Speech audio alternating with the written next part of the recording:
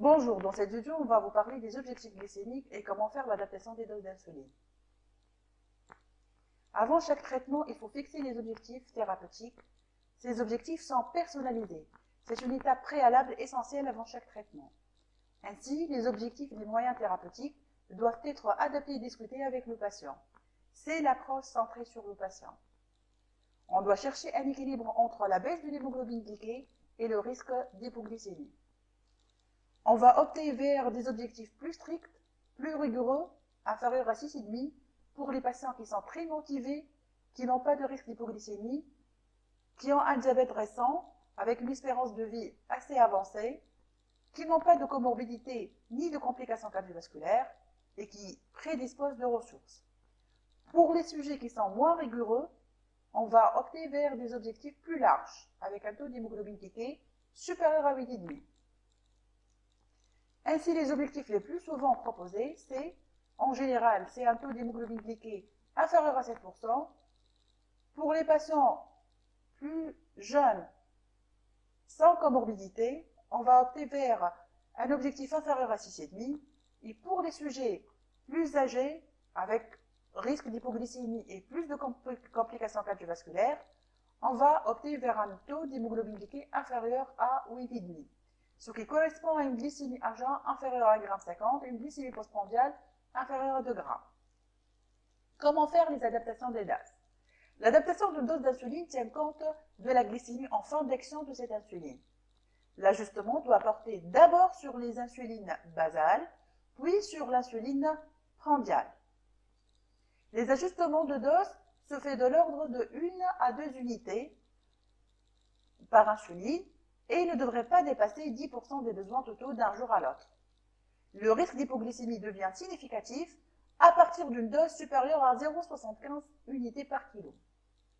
L'adaptation des doses d'insuline doit permettre d'éviter la répétition d'hypoglycémie ou d'hyperglycémie au même moment de la journée. Pour bien adapter ou corriger les doses d'insuline, il est nécessaire de se poser 4 questions. Qu'est-ce qu'il faut faire? Quand faut-il le faire? Quel type d'insuline et comment le faire? Par exemple, si un patient présente une glycémie inférieure à 0,8 g et il est sous une dose d'analogue lent le soir, on va diminuer de 2 à 4 unités de la dose de soir. Si le patient est sous 2 doses de Novomix ou de Levemir, on va diminuer de 2 à 4 unités de la dose de soir si l'hypoglycémie survient le matin et on va diminuer de la dose du matin si l'hypoglycémie survient le soir. Et s'il est sous analogue rapide, on va diminuer de 2 à 4 unités de la dose correspondante.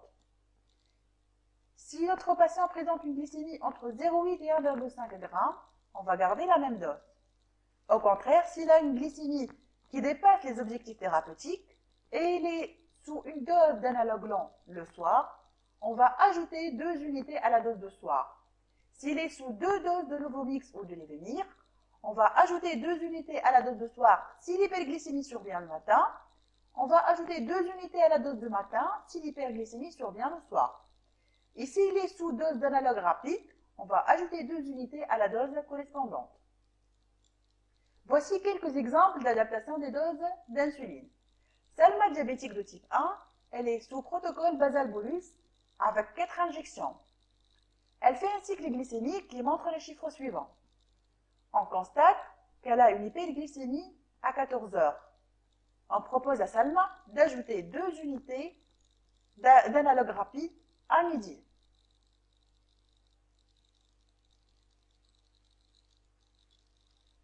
Deuxième cas clinique, Madame Fatma, diabétique de type 2. Elle est sous double dose de Novomix, 26 matin et soir. Elle fait un cycle glycémique qui montre les chiffres glycémiques suivants. On constate qu'elle a une hyperglycémie tout au long de la journée et surtout à 8 heures. Dans ce cas-là, on propose à Madame Fatma d'ajouter 2 unités de Novomix à 20 heures.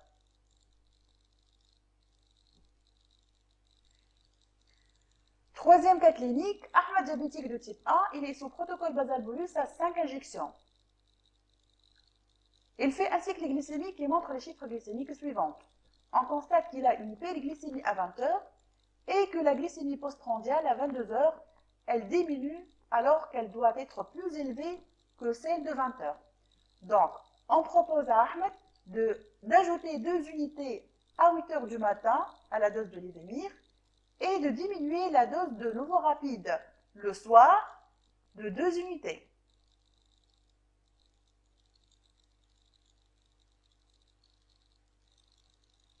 Quatrième cas clinique, Madame Aïcha, âgée de 69 ans, diabétique de type 2, sous Lantus 30 unités à 22 heures avec metformine, 1150 à comprimés x2 par jour.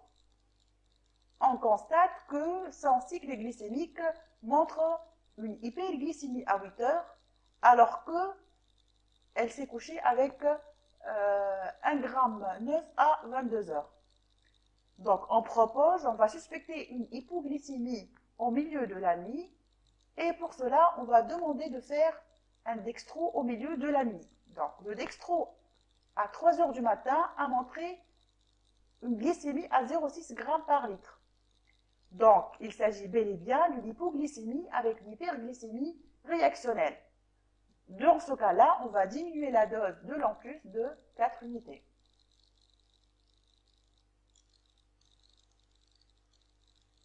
Monsieur Mohamed, âgé de 40 ans, diabétique, sous protocole basal plus. 24 unités de Lantus à 20 heures et 10 unités de Novorapide à midi. Son cycle glycémique montre les chiffres glycémiques suivants. On constate que la glycémie à 14 heures en postprandial, elle est diminuée par rapport à celle de midi. On constate aussi que la glycémie à 22 heures, elle est élevée. On propose dans ce cas-là de diminuer la dose de Novorapide à midi de 2 unités. Et on ajoute une autre dose de Novorapide à 20 heures. On est en train d'intensifier. Et le patient est maintenant sous protocole basal 2+. L'analogue de l'insuline est un traitement cher qui est efficace, plus sécurisé et plus confortable. Ceci dépend des bonnes pratiques de cette insuline. Il faut souligner le rôle important de l'éducation thérapeutique de patients diabétiques et surtout concernant son insuline. L'échec d'une insulothérapie souligne souvent une éducation insuffisante ou incomplète.